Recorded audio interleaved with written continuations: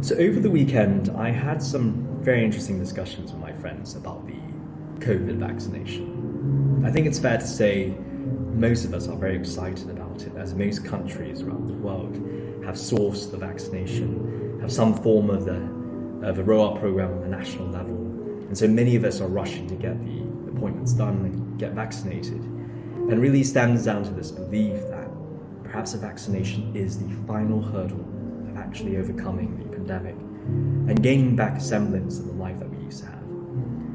And the excitement for many of us and for most people really also is this idea, this prospect that perhaps we can travel again. You know, we've been locked down for so long and the world seems so far away. And perhaps after vaccination, we can finally leave and go other places, wanderlust a bit. And what's so interesting, I think, worthy of discussion tonight is many of our authors at Empirics, we've actually been researching into this exact topic recently. And after extensive research, and quite a few articles later, all signs seems to point to, quite shockingly, something very different.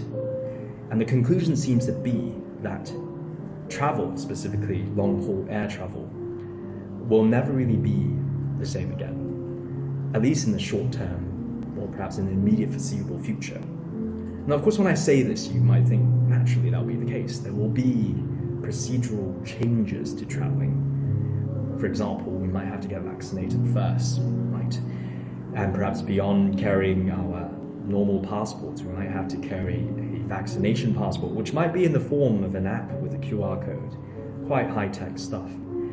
But beyond these procedural changes, what we really looked at is the economics of air travel and how the economics of air travel have actually changed in the last 2 years. And what it seems to suggest is that air travel, long-haul air travel, will not be as accessible as it was before. In short, it will be much, much more expensive, and perhaps many people might not be able to account it into their budget and actually travel because of the changes in the pricing of it. Now, we say this for several reasons. In the most conventional sense, from an economic standpoint, you can think of the last 2 years as really all of us being restricted. So we've had this built up demand to travel, to get away. And finally, when we perhaps can, there will just be this great demand to travel, which will generate a demand pull inflation in the prices of travel. In other words, a lot of us want it, prices might go up, which is exacerbated by the fact that there will also be a situation where the supply of air travel is actually much less than before. Because actually in the last 2 years, most airlines around the world have actually shrunk. Of course, we know a lot of them have gone bankrupt, a lot of them are sold planes, but aside from that, what many of us might not know is that most airlines around the world, a lot of them actually operate on a lease model, and they've actually shrunk the fleet sizes and shrunk the leasing of planes because, again, in the last 2 years, air travel and international tourism has actually declined. In fact, the decline in international tourism has been unprecedented. In the last 2 years, it's declined by more than 66%. Now, to put that into a bit of perspective, during 9/11 and its immediate aftermath, the decline was not even 10%. So that is an incredible decline. And so again, a lot of these airlines are struggling and they've shrunk the sizes of the fleet. Less planes, less flights. Very rational and very immediate course of action. But aside from that as well, these airlines have also shrunk their flight routes, as many of them have had to revisit whether there's any point, any feasibility in having these extensive routes when, again, international travel is not really happening. So immediately following suit, these things will not recover, and there'll be, again, the effects of shrinkage match with the effect of increased demand, which will generate increases in prices naturally for all, which is quite conventional and also in this perspective understandable. But what is perhaps even more interesting, very fascinating, quite quaint, is that the changes in the world of business actually poses even greater questions to air travel in a much more longer term. See, in the last 2 years, international business has actually changed incredibly. You can imagine that with many countries being locked down, but business still having to continue, many companies have not been able to travel to meet their international partners, clients, and acquaintances. They had to resort through other technological means. So we saw the rise of teleconferencing, Zoom, for example. And what many companies are finding out after being accustomed to these in the last 2 years is that teleconferencing is not only a viable way of conducting international business, but it's very cost effective for many.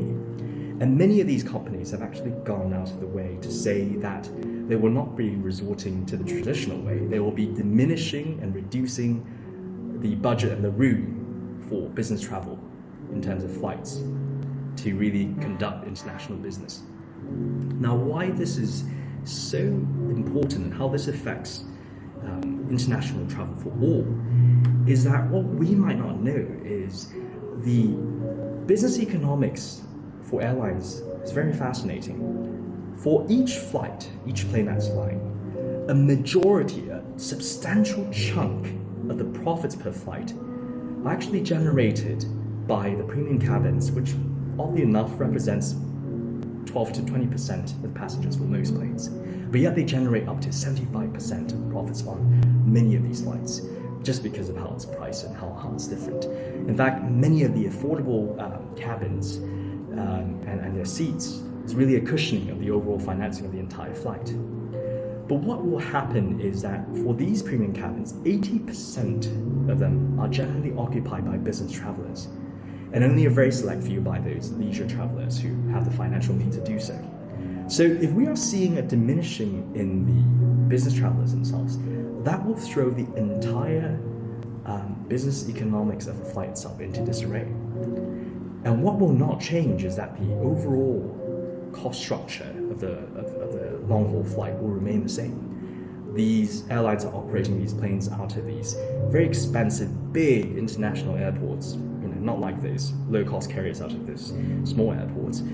And also they have these long-haul flights, vast distances, which means operation costs, maintenance costs, and fuel costs. Those will not change, but the pattern of the passengers will change, especially in the segment of these business travelers, which are a very, very important segment. Science seems to show that they will diminish and more or less in the immediate future disappear perhaps. So what will that mean? That will mean that these airline companies will look to absorb costs through other ways and will look to recuperate these costs through other ways. And that means that most of us, lay people, lay travelers, we might have to absorb the cost one way or the other, which means an increase in the prices aside from the other things that I've already mentioned. So again, just by these three very interesting areas, all science seems to point to that air travel will become more expensive in the short term and the foreseeable future.